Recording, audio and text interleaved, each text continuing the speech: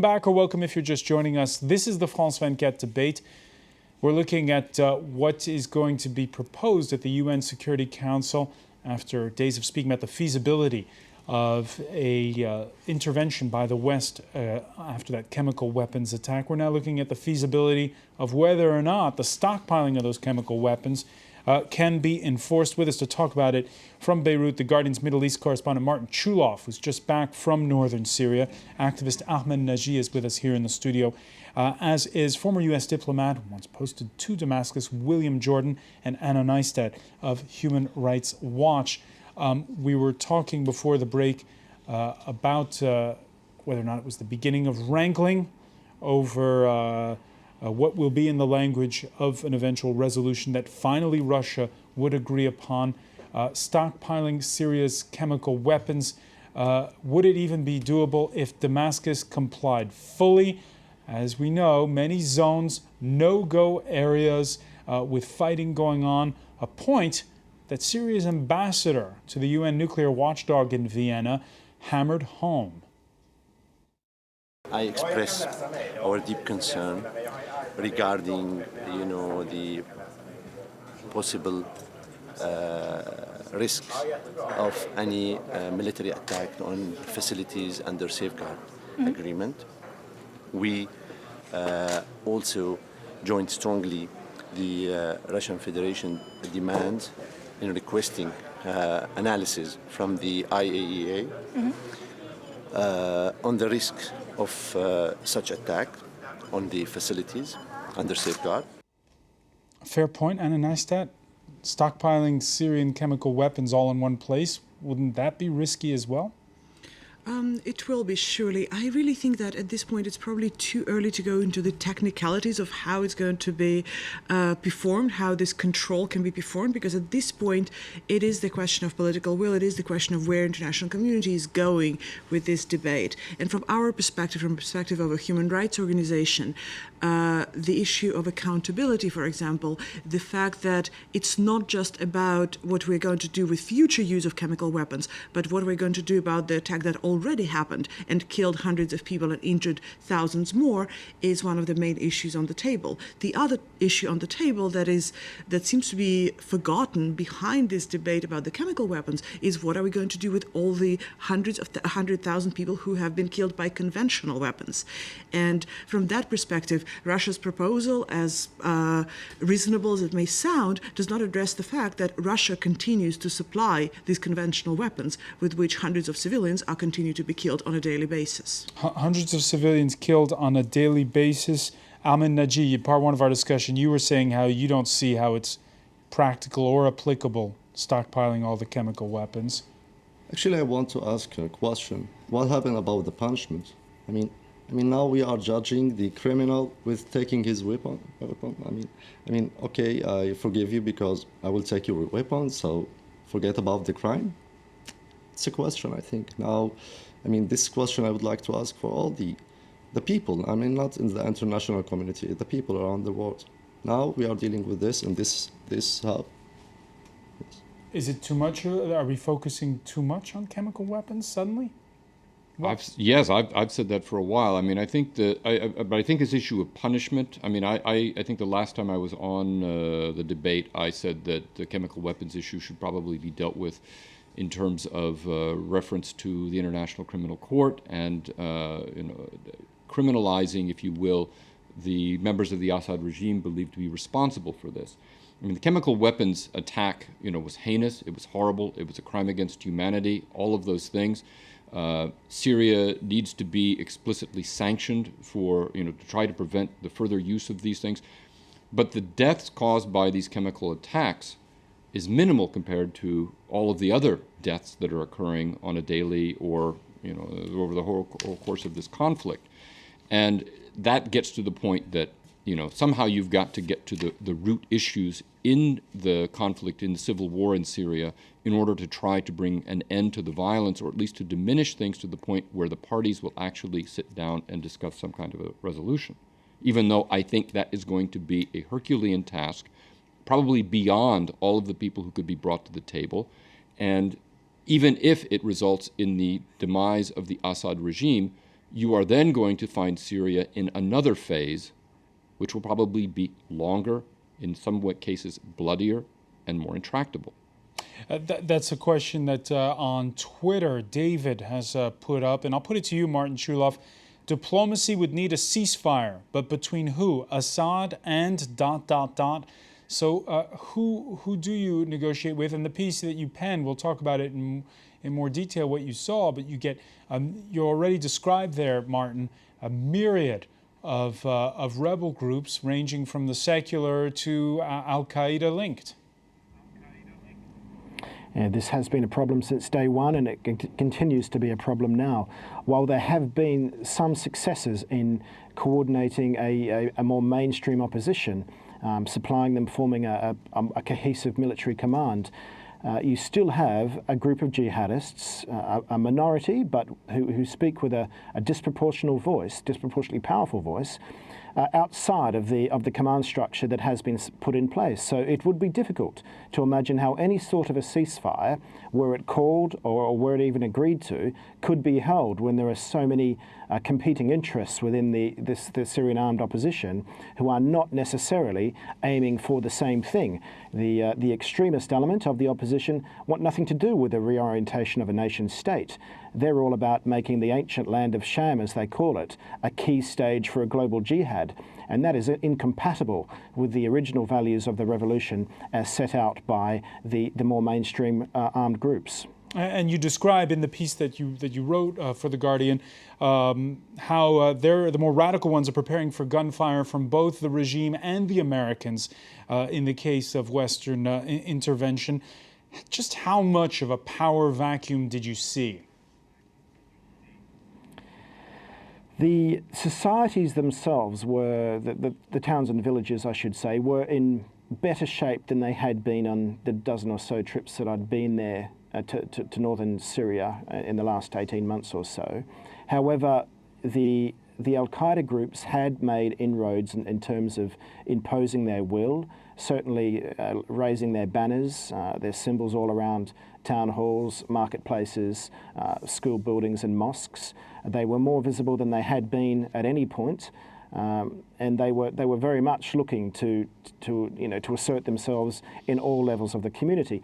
They had met a lot of pushback from the more mainstream groups and from the communities themselves, which are Islamically conservative, but do not embrace, by and large, a radical worldview such as this. So the Al-Qaeda groups, the extremists, they have prospered in the vacuum in northern Syria. The total collapse of, I guess, social order, the lack of electricity, the lack of basic services, and the lack of hope, which is really channeling some people towards them as some kind of solution, only because they are seen as a group that potentially could get things done and could finish what the more mainstream groups started. And at one point, you quote a rival militiaman in your piece saying, "Don't mistake all the black flags you see for community support. We just don't have the stomach to fight them for now. And who could we hope to support us even if we did? America, Europe, shame on them. Do they not see that Syria will drag down the whole of the Middle East?" Martin, when you see that, you get the impression from reading that this sort of silent majority doesn't see the light at the end of the tunnel.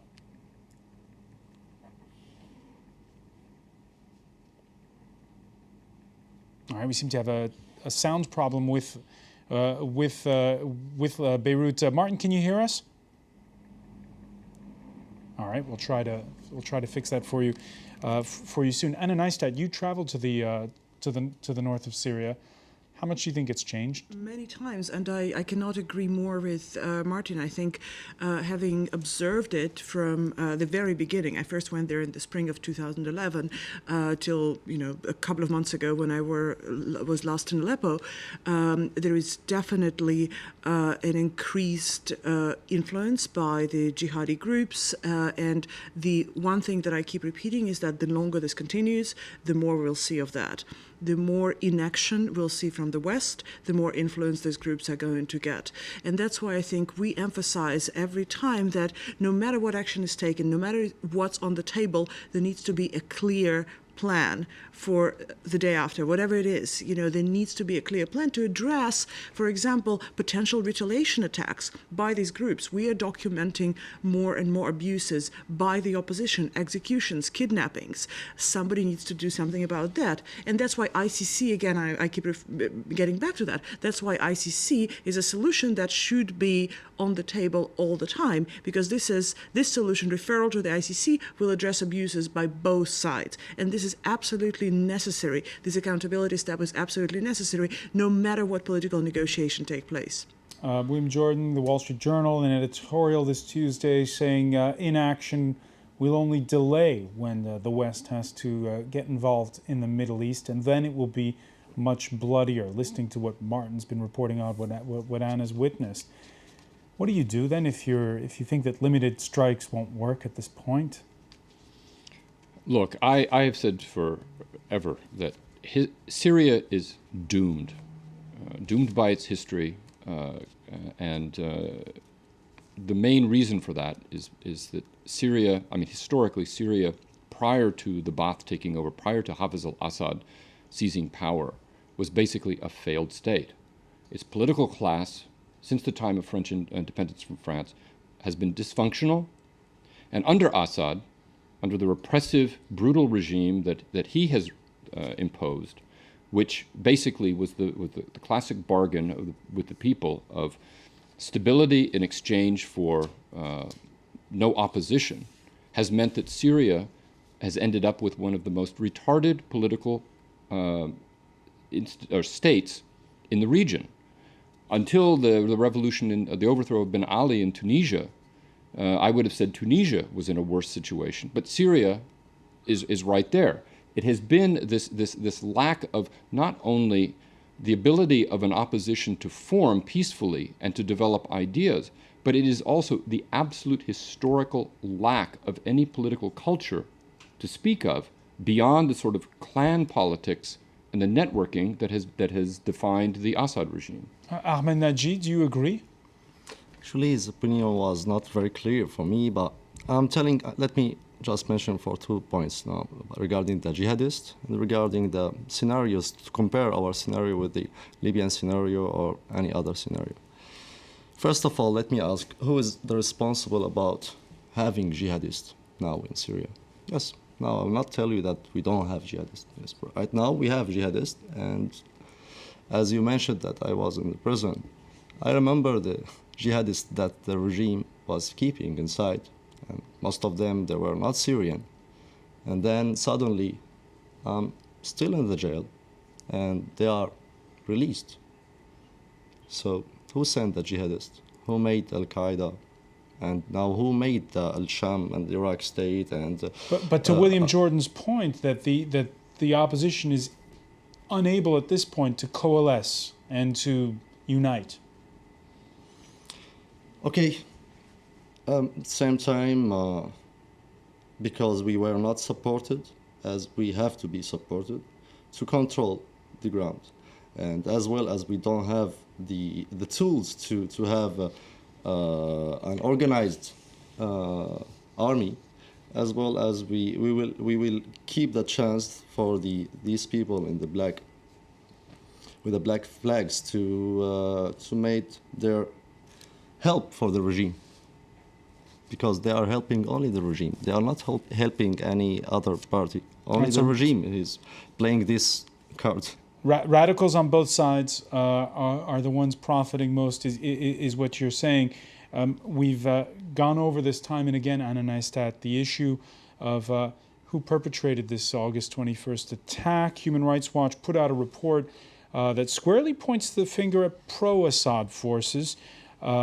You admit in your report the evidence is based on Skype interviews, on a lot of amateur video footage that you've gone over. What tangible proof do you have? How does this prove that somehow somebody high up in the regime ordered these attacks?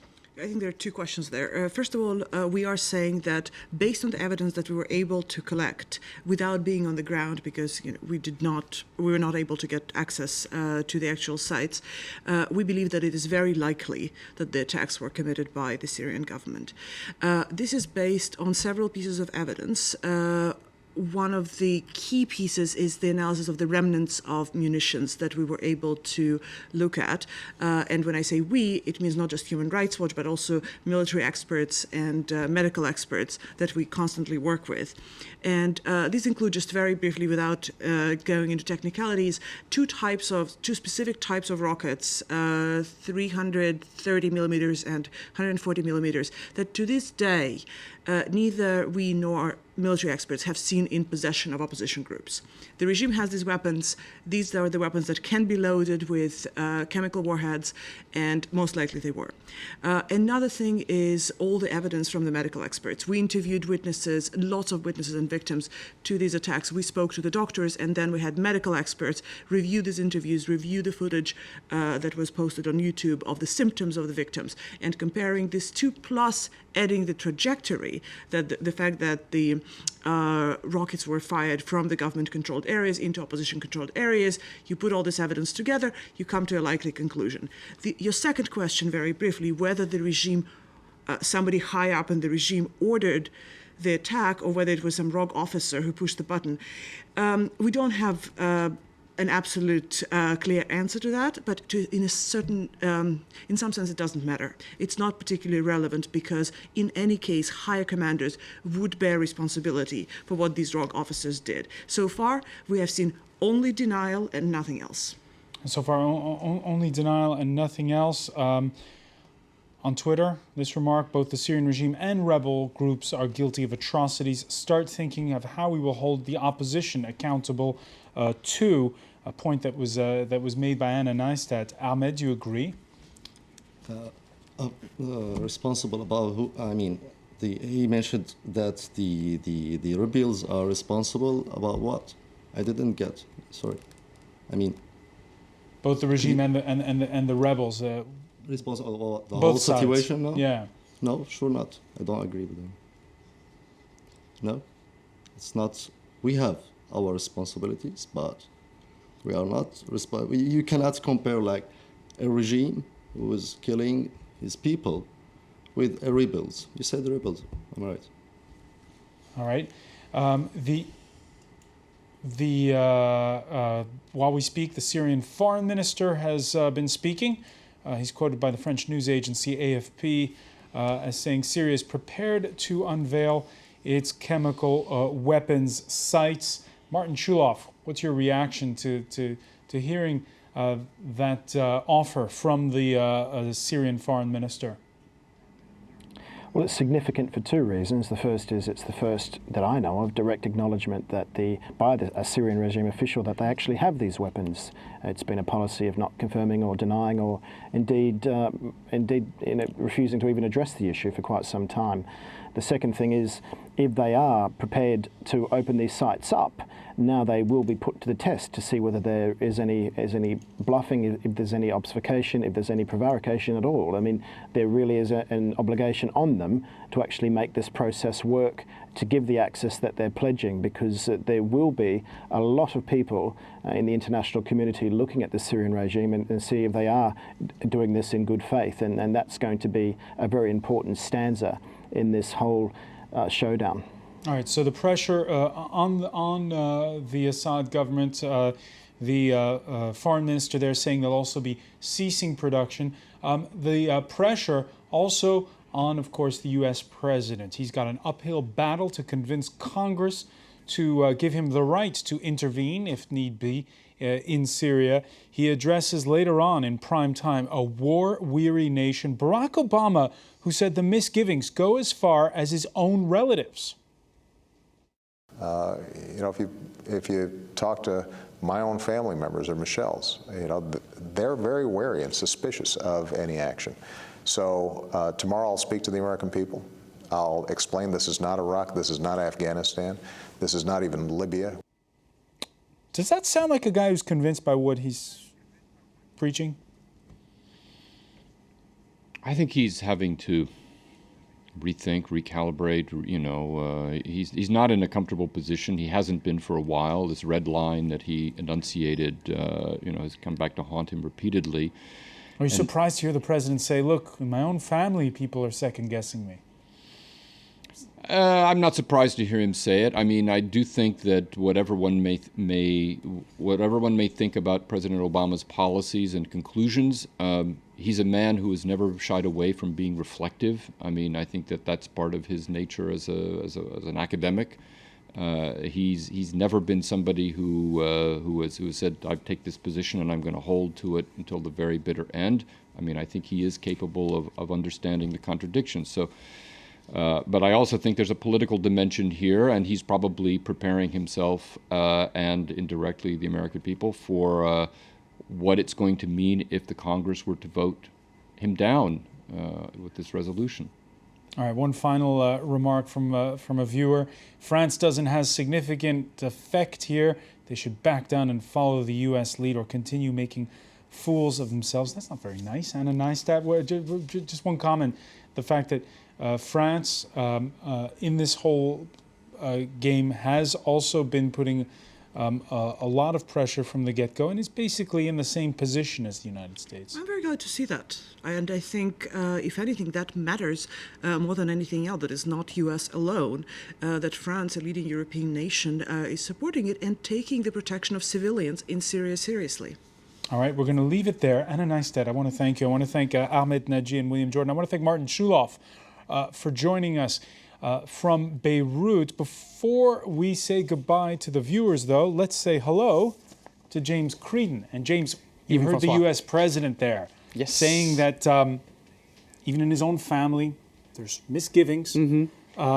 That conversation is continuing on Capitol Hill as we speak. Absolutely. And in the media, François, New Republic saying the Syria solution, Obama got played by Putin and Assad.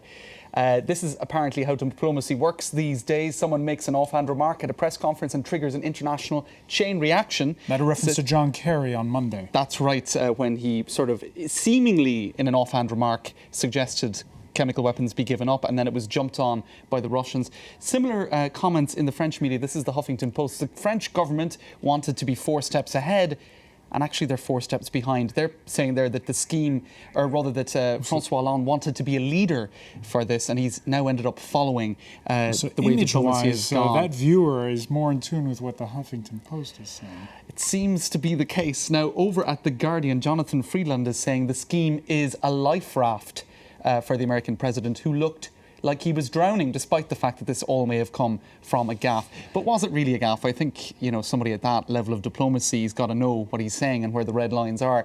But a lot of people speculating about that. And out of a crisis, says Jonathan Friedland, an opportunity has come. All right, the glass half full there. Absolutely. West Wing reports, this is a well-followed Twitter account in Washington, D.C., with possible diplomatic breakthrough on Syria precluding the need for congressional vote. Lawmakers can now return to not doing their jobs, he said. So, as you can see, a lot of cynicism coming through on social media. Also in cartoonists who are, inclined to be a little bit cynical. This is about Bashar al-Assad seeking reassurance from Vladimir Putin. But if they take our chemical weapons away, can we still kill people with guns and bombs? Vladimir reassures him that he, of course, can go ahead and continue to do that.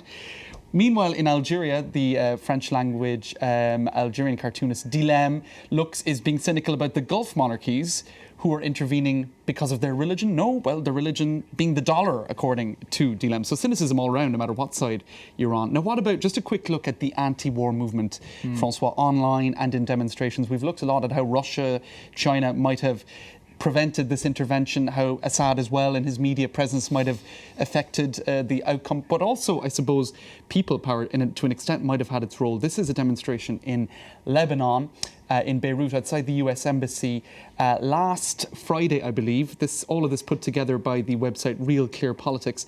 Another anti-intervention demo, this time in Kiev, outside the US Embassy there, Obama bin Laden.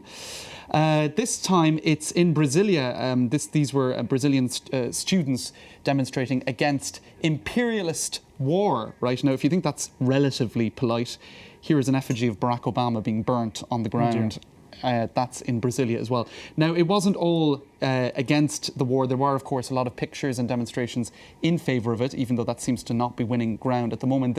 A little girl in northern Syria, one presumes that sign was given to her. Assad has crossed the red line. Act now to prevent another chemical massacre. And this one was outside the White House, likening Assad to Hitler. I think his interview with Charlie Rose probably helped to break that image in the public perception. All right, but certainly we see that on both sides that we're seeing a ratcheting up on both sides. James Creighton, I want to thank you for that. Thanks, François. Thank you to our panel. Thank you for being with us here for the France 24 debate.